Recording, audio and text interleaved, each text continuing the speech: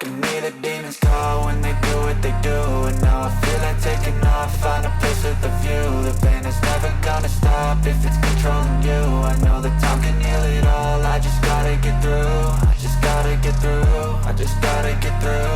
Cause I feel like taking off, find a place with a view. The pain is never gonna stop if it's controlling you. I know that time can heal it all, I just gotta get through. Sometimes I feel like all is lost, but I know it's not true. I wanna put up all my walls.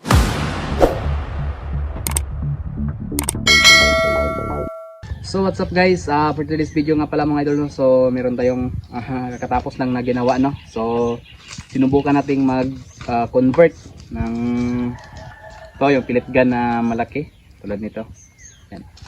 So dito yung ano niya, chamber 50mm nito, body chamber 50 tsaka 40, no? Combination ng 50 tsaka 40, no? So bali ang last na divider nito nandito sa 40 kasi dalawang divider nito siya. Dito yung isa tapos dito yung isa. Dito siya sa 40mm, no. So ayan. So sinubukan nating nag-convert ng ganito. So may nakikita ko mga gumagawa ng ganito. Tunay talaga, no. So sa atin unang gawa ko lang ng ganito. So ang ginawa ko is ano lang muna. Single shot, no. So slide barrel. Kasi ang habol ko lang muna dito sa slide barrel para mas mahaba yung main barrel natin, no. Kasi pag di magasin, dito dito umpisa yung barrel, no. So dito siya. Kasi dito yung bala. So ang main barrel natin dito siya. So kung susukatin natin, nasa 2 dangka lang siya. So maiksi, no. Hindi siya pwede pang medyo long distance, no. So pag ganito slide barrel tapos single shot lang siya, mas mahaba ang barrel natin kasi hanggang dito yung barrel natin, no.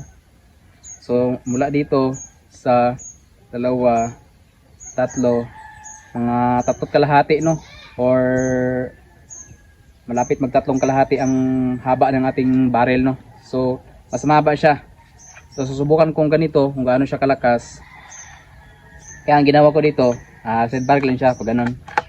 Yan. So dito tayo maglalagay ng bala, no. Tapos dito pa rin tayo magpupush. Try natin paputokin na. Pero malakas pala siya. So, na ano ko na. Yun. So malakas siya. Kasi naka 50mm yung body chamber natin dito. Tapos pali nandito na yung beauty natin, no. Yan. Ito lang siya sa ilalim. So may buksanan din siya dyan.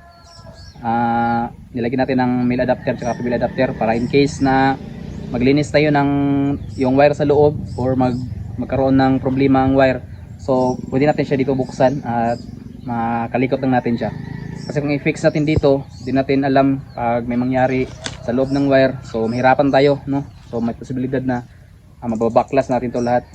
Kaya ginawa ko, meron siya ditong ito. Pwede rin siya kung maubusan tayo ng Flying Tiger, I mean butane, pwede Flying Tiger ang gawin natin.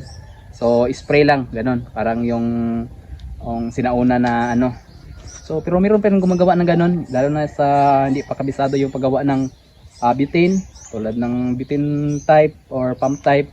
So sa traditional pa rin sila, no, nagbabase yung spray lang na ganun. So meron pa rin ako nakikita na ganun yung mga ano nila, no. So ito pwede rin gawin natin ganun kung maubusan tayo ng walang available na butane, pwede Flying Tiger ang ilagay natin dito. So ayan. So kagandahan lang dito kasi may railings na siya, no, mahaba. Naka 20mm railing, tapos meron siya dito railing para sa laser, para sa flashlight kung lagyan natin ng accessories, tapos sa bipod. So yung magazine niya hindi siya working, no, kasi parang design lang, pero hindi ko siya i-fix, mahuhugot pa rin siya. Yan. Yan. So gana pa rin. Tapos yung trigger, meron din siyang lock o safety. Pag nilagay natin dyan sa safety, hindi natin siya makakalabit kasi maglalak siya sa loob. Yan. Pag nilagay natin sa fire, yan, makakalabit na natin siya. Yan. So next, kung may time na tayo, tsaka subukan natin gumawa nung working ang magazine, no. para isahang ano na, isahang kasa. So bali ang kasa nun, dito na din sa taas yung stock niya na kasahan, bali dito.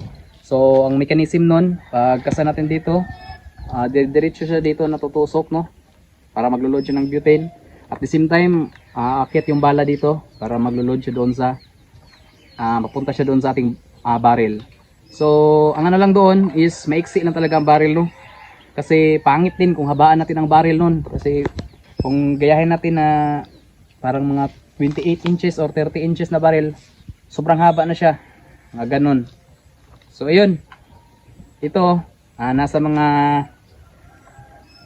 27 inches yung main barrel natin, kaya slide barrel lang kasi, kaya malakas din siya kahit ganito yung siya kahaba. So ano talaga siya, hindi siya masyadong mahaba, ganyan lang siya, saktuhan lang siya, parang sniper type siya na assault type, no? So yun. So sa mga sunod natin video, pag matapos natin yung gawa natin na naka woodstock, so meron pa tayong hindi natatapos na naka woodstock, no, kasi gawa ng yung kahoy natin is hindi pa masyadong tuyo. So yun, hindi pa natin natatapos yung paggawa ng order na naka full woodstock. So pag matapos na natin yan, saka na tayo mag-proceed ng mga ganitong design. So yan lang muna sa ngayon mga idol, at huwag kalimutan mag-subscribe, no, at pakiclick na rin sa notification bell para lagi pong updated sa mga susunod pa na video natin gagawin. So maraming salamat po and God bless.